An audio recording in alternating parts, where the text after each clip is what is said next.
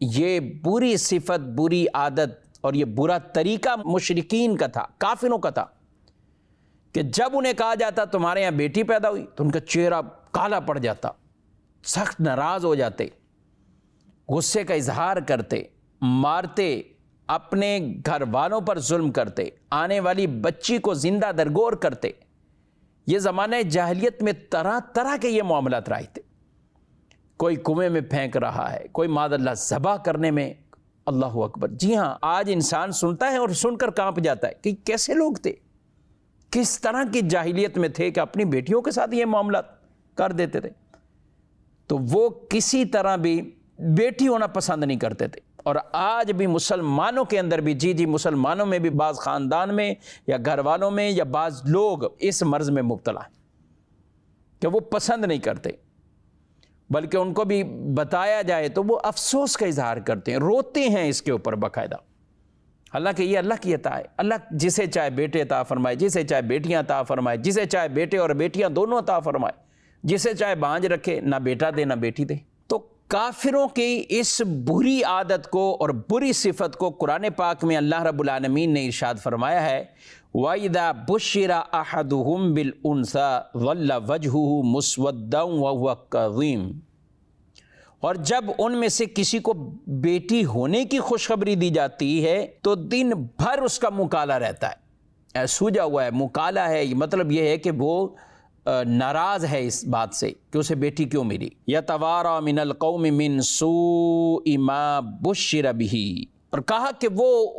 دن بھر جو اس کا مکالا بھی رہنا اور وہ غصے میں رہتا ہے، لوگوں سے چھپتا رہتا ہے، لوگوں سے چھپتا رہتا ہے اس بشارت کی برائی کے سبب، یعنی بیٹی کو برا سمجھتے تھے تو اس لیے وہ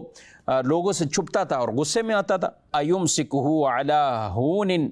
ام یدسہ فی التراب الا ساء ما یحکمون، تو فرمایا گیا کہ اب کیا یہ اسے ذلت کے ساتھ رکھے گا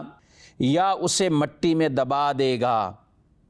بہت ہی برا حکم لگاتے ہیں، بہت ہی برا فعل ان کا یہ۔ تو مسلمانوں کو اس طرح کا شیوا نہیں اختیار کرنا چاہیے۔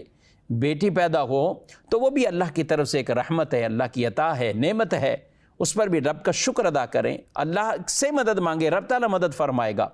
لیکن ہرگز ایسا انداز نہ اپنایا جائے کہ اللہ کی اس عطا پر آدمی گویا کہ ناراضگی کا اظہار کر رہا ہو، معاذ اللہ ثم معاذ اللہ۔ حالانکہ روایت میں فرمایا گیا بیٹی پیدا ہو تو فرشتے آ کر مبارکباد دیتے ہیں، گھر والوں کو خوشخبری اور مبارکباد فرشتے دیتے ہیں۔ اور یہ بھی کہا گیا کہ ایک کمزور لڑکی ایک کمزور عورت سے پیدا ہوئی، یعنی عورت سے آگے بچی پیدا ہوئی،